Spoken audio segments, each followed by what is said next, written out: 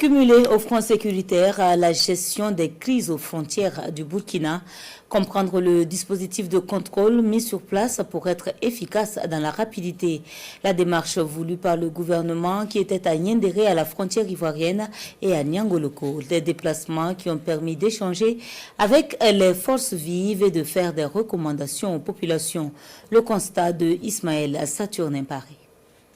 Après le refoulement, dans la nuit du 13 au 14 février dernier, de 89 citoyens burkinabés, nigériens et maliens au poste frontière de Niendéré, une délégation gouvernementale, accompagnée du gouverneur de la région des Cascades, est face aux représentants des forces vives de Niangologo pour échanger sur la gestion des crises aux frontières. Cette mission gouvernementale de haut niveau, d'appui aux autorités locales, est venue s'entretenir avec les populations sur les actions menées par le gouvernement dans le cadre de la résolution des crises aux frontières et celles humanitaires. Le Burkina Faso ne fait pas exception parmi les pays qui gèrent souvent les reflux massifs de leur population établie à l'étranger.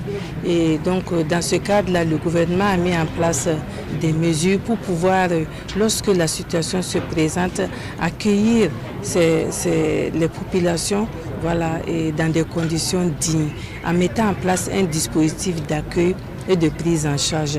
Notre présence ici aujourd'hui, c'était de voir comment fonctionne ce dispositif et s'il est opérationnel et s'il y a des difficultés, qu'on puisse les connaître et puis afin de prendre des mesures correctives. Nous avons fait un tour à la frontière aujourd'hui pour voir comment les gens travaillaient et surtout que nous avons eu un cas malheureux de personnes qui avaient été rapatriées. On voit comment ça s'est passé, quelles étaient les difficultés.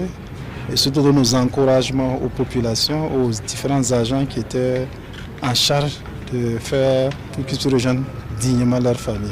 À cette rencontre, la situation humanitaire de la région des Cascades et les dispositifs de réponse en cas de crise ont été présentés aux autorités. Et s'agissant de la situation intervenue la semaine dernière au poste de Niendéré, la directrice régionale en charge de l'action humanitaire rassure que tout a été mis en œuvre pour la prise en charge efficace de ces personnes refoulées. Il y a eu leur accompagnement du point d'arrivée au niveau de la ville de Niangologo ici, leur hébergement au niveau des locaux d'un partenaire.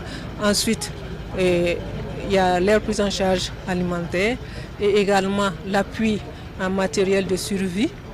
Après cela, il y a le besoin qu'ils nous ont exprimé de retourner dans leur famille et ils ont été accompagnés dans ce sens-là. Ils sont partis depuis le 17 février.